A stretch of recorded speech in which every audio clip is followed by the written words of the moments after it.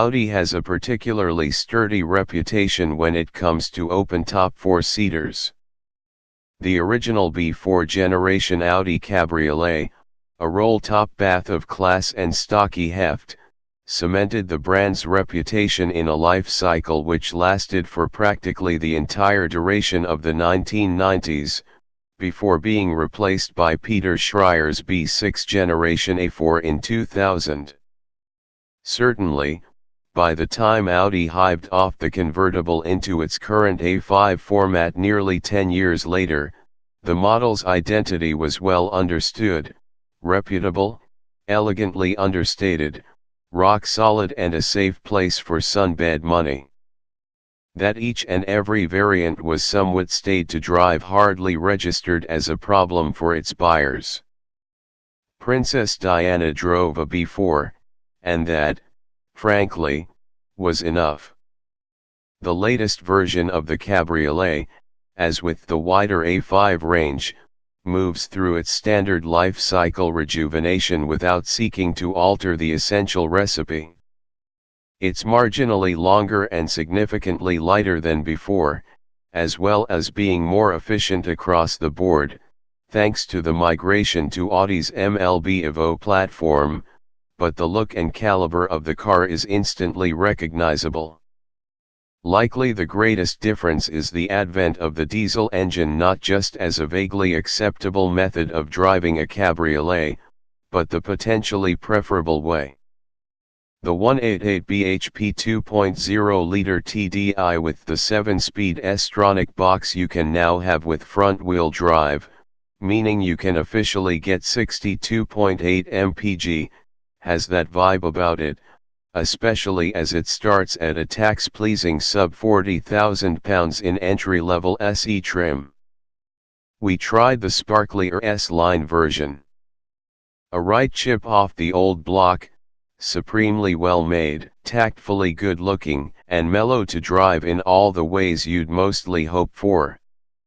Much of the latter quality can be attributed to the engine, which gnashes gently at idle but then smooths promptly out to provide the kind of muffled, well-mannered and attentive power source that you want in a car which never aspires to set your ruffled hair alight. Undoubtedly a lighter curb weight and the addition of the dual-clutch automatic transmission grease its effort at every turn. The weight loss isn't monumental at 55 kilograms, and the car overall isn't feather light at 1,690 kilograms either, but 295 pounds-foot of torque from 1750 rpm makes short work of the effort, and the gearbox's fluttering shifts could hardly be more adept at keeping you in the motor's most productive range. Impatience can result in 0 to 62 miles per hour in 8.3 sec, exposing you to a negligible edge of gravelly voice, but the drivetrain hardly feels strained by the effort, and nor does the chassis, making the option of a quattro-driven rear axle seem mildly frivolous. Nothing the Cabriolet does smacks of authentic sportiness.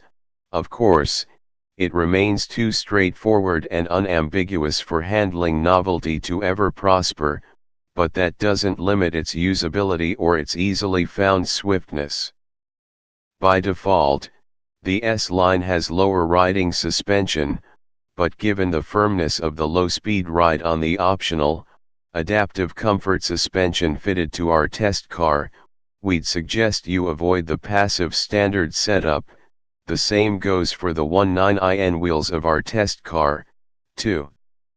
Otherwise, refinement is generally decent, if negated somewhat by the stiff breeze which inevitably rolls around the four-seat interior if you've neglected to go through the 20 sec rigmarole of putting up the plastic wind deflector.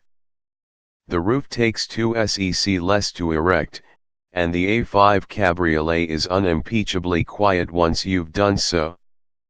The rest of the interior, it hardly needs to be added, is of first-rate order. A minor lengthening of the car's wheelbase hasn't drastically improved rear legroom, but it was already decent, and with reasonably generous headroom, the A5 remains a genuine four-seater with the boot space to match. The A5 Cabriolet is arguably a better niche filler than even the regular A5, the slightly more leisurely, wind-in-your-hair undertow helping to negate the coupe's failure to invigorate on a deeper dynamic level.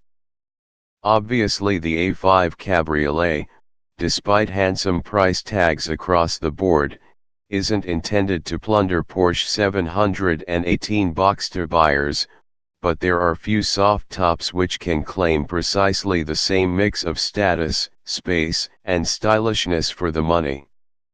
That the diesel model throws in big range fuel economy and just about the right level of performance simply reinforces the idea that the A5 Cabriolet's likely popularity is probably well deserved.